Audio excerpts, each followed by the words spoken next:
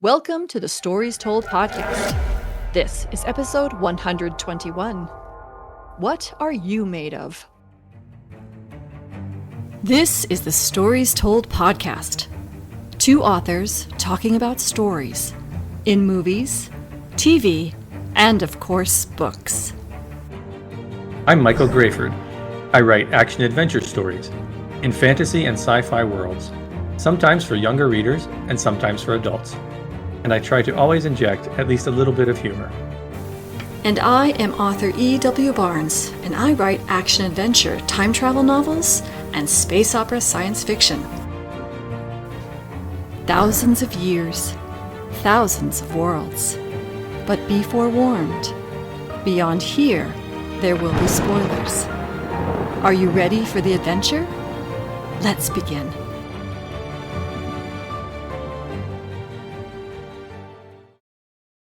Welcome back to the Stories Told podcast. I'm author E.W. Barnes, and with me is author Michael Grayford. And today we're diving into the story told in the movie Night at the Museum. How you doing today, Mike? I am fantabulous. How are you? Okay, that sounded like that character from the Rocky Horror Picture Show. I don't know. It wasn't intentional. What's his name? I don't know. I've never seen it. I'm totally blanking. The one with the long white hair who ends up taking over from Frankenstein. Frankenstein. Okay, our listeners know this. So if you remember the name of that character, please put it in the comments to help me remember. I could look it up on Google, but it's much more fun to have you guys tell us. I'm doing well, thank you. And what's new in your writing world? Not much new in the writing world. I'm still getting my brain back into gear. I've been going through photos and videos from my recent trip. I'm going to how fun. Yeah, I'm going to post a couple of those videos, I think, to my Writing with Mike video channels on Facebook, Instagram, YouTube, wherever. That's a great idea. Yeah, just so people can see where I went, some of the places anyway. Yeah, so I was just going through those. I will be starting, hopefully, to get back into writing next week. That's the plan. About your writing world. My writing world is on hold a little bit for right now. I am getting ready to start Ubering for the kid to go back to school. That starts coming up soon. And so I've been helping with getting books ordered and kind of organizing the house for not being around for periods of time. So that's been the key focus on that. And of course, as our listeners know, I run my own business. So there's business stuff that needs to take place. And September, which is coming up, is a end of a quarter. So I got to take care of all the business stuff, make sure the business stuff is in place so that then we can move forward, decide how much we owe the United States government, and do those things that have to be done. So there's been a little bit of that too. Yeah, you got to take care of that other stuff too. Exactly. And similarly, it's like with you and, the pictures that you want to share on your social media platforms. People follow you on social media because you have presented yourself as an author and presented yourself as a person with particular interests, etc., and you want to share those interests. And so that too is a kind of business decision to share your pictures and share your adventures to show people, that side of you as an author. And I think that's a cool thing too. Yeah, exactly. I think that's part of it, right? It's like this is this is who we are, and people want to see that. Well, I'm not going to be posting about the calculations I have to make for the United States government, not that, because that would just bore people to death. That could be just amazing. People will be like, "Hey, you did this calculation wrong. You That's owe a lot right. more than you thought." You need to round up here, yeah. So, what interesting stories have you come across lately in books, movies, or television? I was watching this show on Amazon called The Sticky. Okay. Which is about it's based on a true story, but it says in its opening it's not at all the true story. So I think it's like a fictionalized account of something that could have happened that really happened. So there was, I don't know if you remember this, I don't know, maybe like a decade ago, there was a theft of a huge amount of the maple syrup supply. Yes, I've heard of this. Yeah. In Canada or something. And so this is from what I haven't looked into it at all. I've just watched the show. From what it's basically a fictionalized account of like, oh, let's take that idea and make a story out of it. So That's kind of my understanding of what it is based on how they're presenting it. But it's it's an amusing show. It's kind of these people who come up with this plan. They're not the they're not the brightest, and they each have their own reasons. And then things, of course, go haywire. So I watched that. It's not the whole story. I don't know if it's like half a season or if this is just season one. But there's obviously more to come. Hopefully, if it continues. But it's entertaining. I'm glad that you're enjoying it. Yeah. Have you Cool. come across anything cool? I am, well, I'm still reading the Stormlight Archive. I think I'm in Oathbringer. The third book, is that the name of it? Oathbringer? So I'm in the third book Yeah. and reading that slowly since you and I discovered that the sixth book won't come out until 2031. So, That's insanity. but good for him for knowing when it's going to come out. That's, shows high level of professionalism, understanding your own writing schedule. Yeah, it's And amazing, and he'll probably hit yeah, that date too, or maybe yeah, come in early, who knows? that's impressive. And for as far as television is concerned, been watching a little bit of Strange New World, Star Trek Strange New World. Such a great show. And so that's been fun. That's been releasing episodes here one at a time. And so we've been Oh, very getting cool, yeah. caught up and watching that. Let's see, has there been anything else? I don't think so. It's been kind of a slow TV time. So I can't think of anything else that I have been watching. But you and I have Yeah, selected some books that we're gonna be reading in the next couple of months, so I'm looking forward to yeah, starting up on reading those. That's gonna be cool. and a few shows which are airing now or soon to air that we'll discuss, Yep. including Star Trek: Strange New Worlds at some point.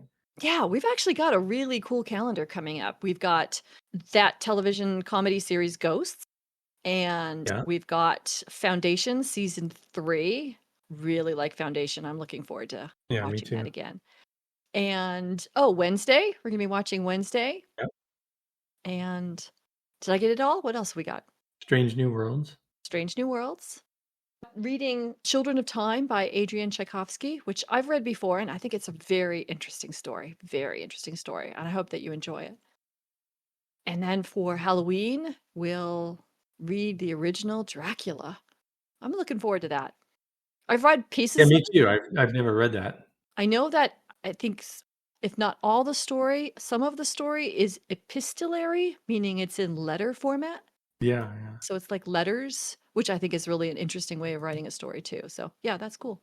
So it's gonna be fun. I'm looking forward to all of these things that we get to consume in the next several Yeah, weeks. me too, Yeah. yeah, for sure. Are you ready to talk about Night at the Museum? Yeah, let's do it.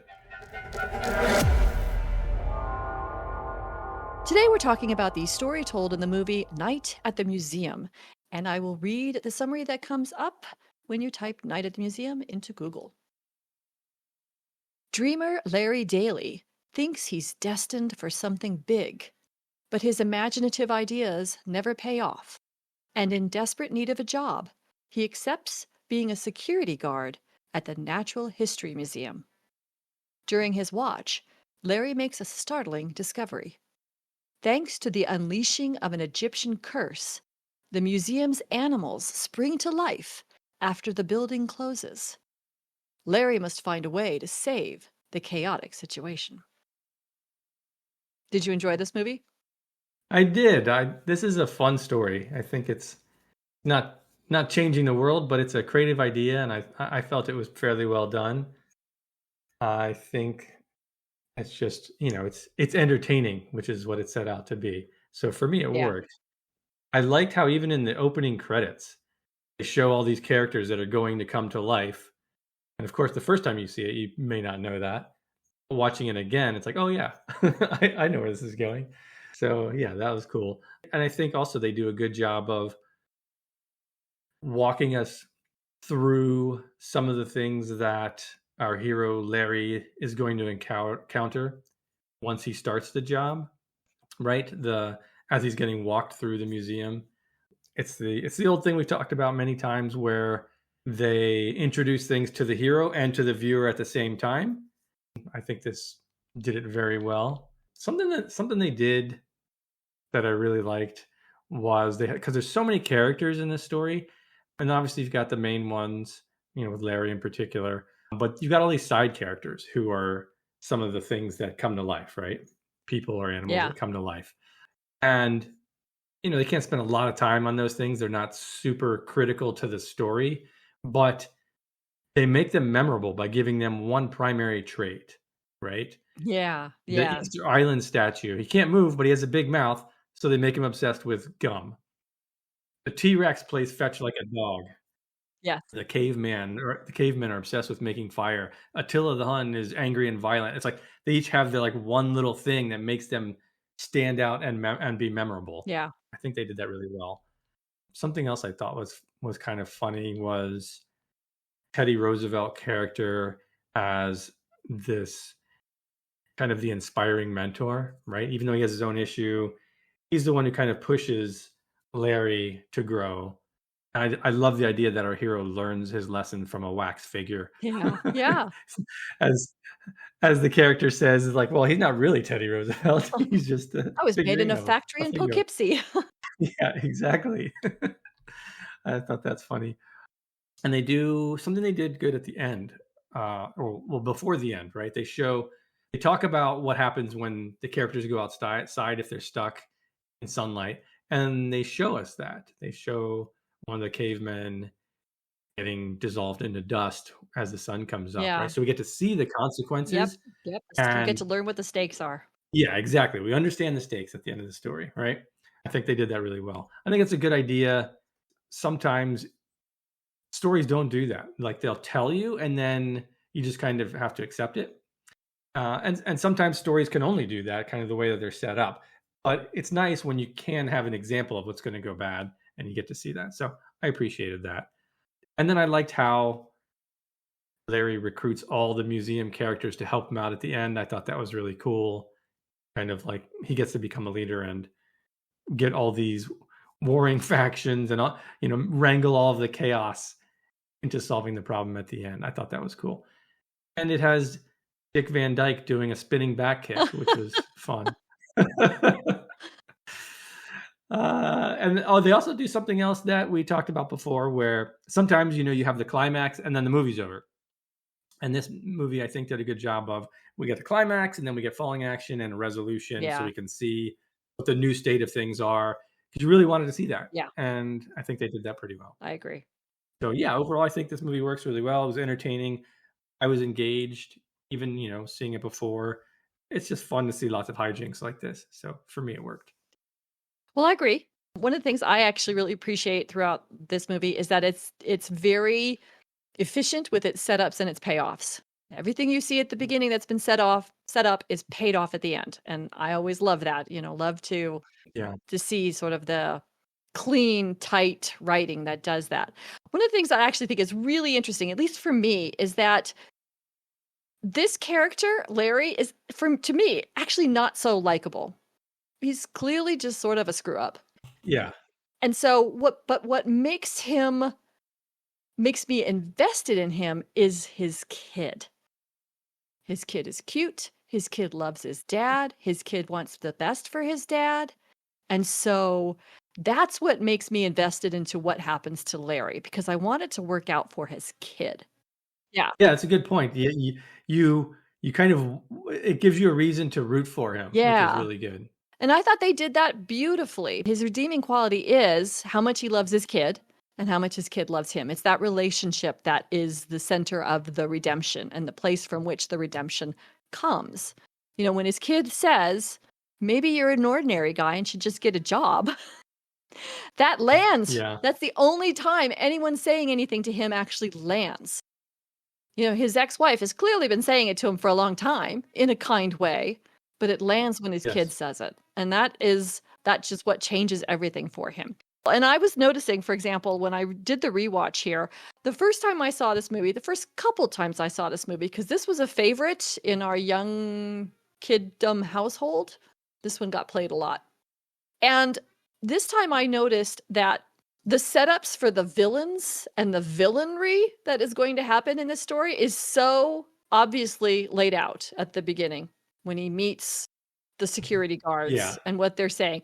But I missed it on previous watchings because I was so invested in him getting a job so that he could stay in his apartment and not disappoint his kid. This time I saw it and I was like, yep, okay. But If you look at it from the standpoint of this is actually a movie that may be aimed at children as opposed to adults, then those setups being so obvious are not going to be so obvious to a kid. It works, even though they were a lot more obvious this time. And I agree with you. The side characters are one note, but the one note is charming and totally works. And it's carried throughout, and it actually works in their favor, right? So let's talk about some of the Yes. biggest one notes are Jedediah and Yep. Octavius. Yeah. And once they're on board with Larry, they use their one note character behavior to help, just like everybody, like you said, all the rest of the animals and the people in the museum that come to life, they use their behavior to help foil the villains and support Larry. But Jedediah and Octavius stand out in their one-noteness, and it's their one-noteness that helps move their particular part of the plot forward. They are so clear on what they're going to do, and they do it all the way throughout, and it's fascinating and really interesting. And so I think that your point about these side characters really being recognizable, identifiable, and like, I don't know even how, it's like almost like pops, sparkles, if that makes any Yeah. sense. Flares of brightness in the story. And not that the story is dark, but they really stand out, but in a really good way. It doesn't take away from the rest of the story. And I think that's a really good point too. I like this movie. This is definitely one it's easy to rewatch. Yeah. After talking about all the things that we like, is there anything we would might change as a writer? Yeah, there's a few things. I mean, most of the stuff I saw was fairly small Yeah. that I picked up on. One thing was, and this maybe is looking at it from a more adult viewpoint, because you said it's kind of it is a little bit more aimed at children Yeah. probably. I mean, anyone can watch it. I think that makes a good movie when it goes across age Yeah. ranges. But one thing I noticed was it didn't really make sense that the night guards who were fired would be responsible for hiring the replacement, Yeah. or at least having that decision. Interviewing, sure, maybe that's a thing. So that was kind of weird. I think they could have easily introduced Dr. McPhee there, had him hire him, and still had Cecil show him around, or Cecil, Yeah. however they said his name. Just that one little change, it wouldn't have really affected the story, but it would have been a little bit more realistic. Not that this movie is striving for realism necessarily, but it stood out to me. And then another thing with Dr. McPhee, he seemed super upset at every little tiny detail that might go awry, which wasn't believable given that surely pretty much every night some little things are going to change all the time, right? Given all the stuff that's going on. So for the initial infraction where he's like upset that Octavius is there in the stocks with Jedediah, that seemed like a pretty small thing. I would have made that a little bit bigger than just that tiny detail. I think the second one with the fire extinguisher, that was very noticeable, and that he certainly would have gotten busted for that. But the first one I would have made a little bit bigger, because there's no way that guy would have that much attention to detail given the chaos that happened every night. So that was another thing. And then I would have liked to have seen Larry's ex-wife make an appearance at the end to show, so she could see that he's found his path and she can be comfortable with their son spending time with him, because that was something they set up at the beginning. So that Yeah. was one That's a good setup point. where I didn't feel like the payoff was there. Yeah. So those are a few things that I saw. What about you? What did you see that you would have improved, if anything? Well, I like what you say about having Cecil and the security guards hiring him, because I think that's a really good point. One of the things that made me uncomfortable was the whole premise of his needing to be hired, which was essentially firing the old security guards who were probably maxing out their pay. And Yeah. the ageism inherent in that, I think was a little uncomfortable. I think there could have been a way to kind of clean that up a little bit. It could have been something as simple as they could have said the museum is losing money, and so they were going to lay off two of us and only keep one of us, but we've been working together for so many years, we've decided to retire together.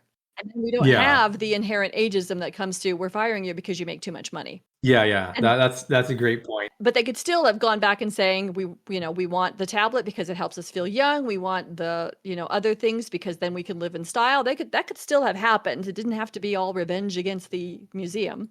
Yeah. The other piece that I thought was kind of strange was after all those years, nobody ever went to see what was going on with the mummy of whatever his name was, Akhman Ra. He's been Yeah. screaming inside his sarcophagus for 50 years, and no one ever bothered to Yeah. say, "Hey, are you okay? What's going on?" I mean, that seemed a little strange to me too. That there Yeah, was that's no true. that he didn't if he could speak English, why didn't he say, "Hey, I'm stuck in here, let me out?" Yeah.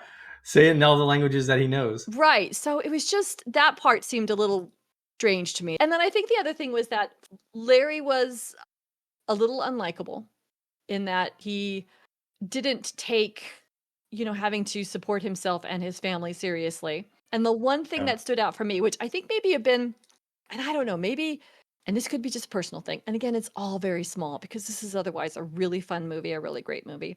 But this whole just when he gets the museum job, he's the night watchman now, and he parks himself at the information desk and plays with the phone and falls asleep. It just drives me nuts. You got a job now, dude. Do it. Right. And maybe that's the whole point. He's starting to turn over a new leaf, but it's hard for him to do because for so many years he was just waiting for magic to happen and that he would have this moment of Yeah. greatness. So maybe that's the whole point, but it just stands out for me.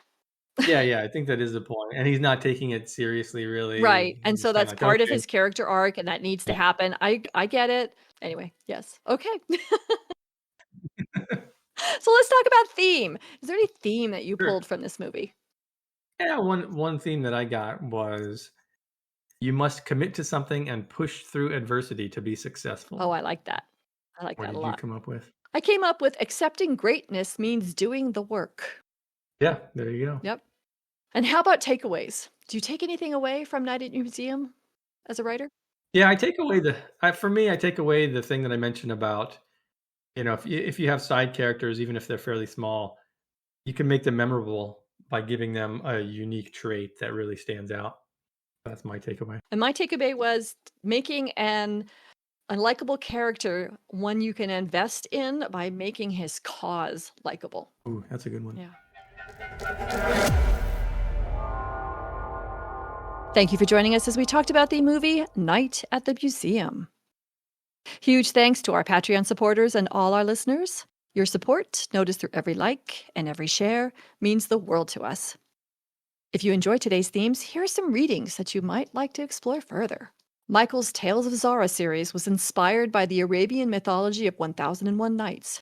Start with the Golden Scarab of Balahar, an enchanting quest that will captivate readers who love magic, wonder, and strong heroines. The link is in the show notes if you'd like to explore more. The Stories Told podcast is on all major platforms. Please like, subscribe, or follow to help us reach more story lovers like you. For book, TV, and movie suggestions, drop a line on our YouTube channel, and that link is in the show notes as well. You can find Michael Grayford at michaelgrayford.com and E.W. Barnes at 1000years.com. Join us next time as we talk about the story told in the movie Star Trek IV. Thanks so much, Mike. This was a lot of fun. Yeah, thank you. This was great. And we'll see you next time on the Stories Told podcast.